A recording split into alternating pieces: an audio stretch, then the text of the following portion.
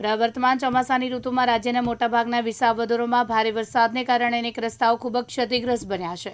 આ રસ્તા પુલનું તાત્કાલિક ધોરણે સમારકામ કરવામાં આવે। મુખ્યમંત્રી ભૂપેન્દ્ર પટેલના દિશા દર્શનમાં માર્ગ અને મકાન વિભાગ નગરપાલિકાઓને કડક સૂચના આપી છે, જે અનુસંધાને હાલમાં રોડ રસ્તા રિપેર, ચકાસણી અને અન્ય ગુણવત્તાવર્ધક કામગીરી રાજ્યભરમાં યુદ્ધના ધોરણે ચાલી રહી છે, જે અંતર્ગત મહેસાણા માર્ગ મકાન વિભાગ દ્વારા જિલ્લામાં ક્ષતિગ્રસ્ત બનેલ રસ્તાઓનું સમારકામ કરવામાં આવી રહ્યું છે। ત્યારે મહેસાણા માર્ગ અને મકાન વર્તુળના અધિક્ષક ઇજનેર LD ચૌધરીએ જિલ્લામાં ચાલતા રસ્તાના સમારકામની સ્થળ મુલાકાત લીધી હતી। રાજ્ય સરકાર દ્વારા વરસાદના કારણે ક્ષતિગ્રસ્ત પામેલા રસ્તાઓને ત્વરિતે મરામત કરવાની સૂચના આપવામાં આવેલ છે, જે અત્યારે વરસાદ બંધ થતો માર્ગ અને મકાન વર્તુળ હસ્તકના તમામ જિલ્લાઓમાં મરામતની કામગીરી શરૂ કરવામાં આવેલ છે।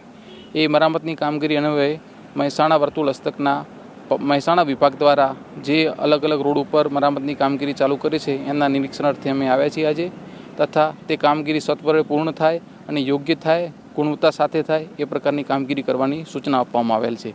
મહેસાણા વિભાગ દ્વારા જે રાજ્ય એમના વિભાગના મહત્ત્વના રસ્તા જેમ કે મહેસાણા મોઢેરા, ઊંઝા પાટણ એ રોડ ઉપર આજે કામગીરી હાથ ધરેલ છે અને એ કામગીરીનું નિરીક્ષણ કરવામાં આવેલું છે, તથા તાત્કાલિક અસરથી રસ્તાઓની કામગીરી પૂર્ણ થાય એ પ્રકારનું આયોજન કરી અને એ પ્રકારની સૂચનાઓ આપવામાં આવેલ છે। અનુપસિંહ ચાવડા, દિવ્યાંગ ન્યૂઝ, મહેસાણા।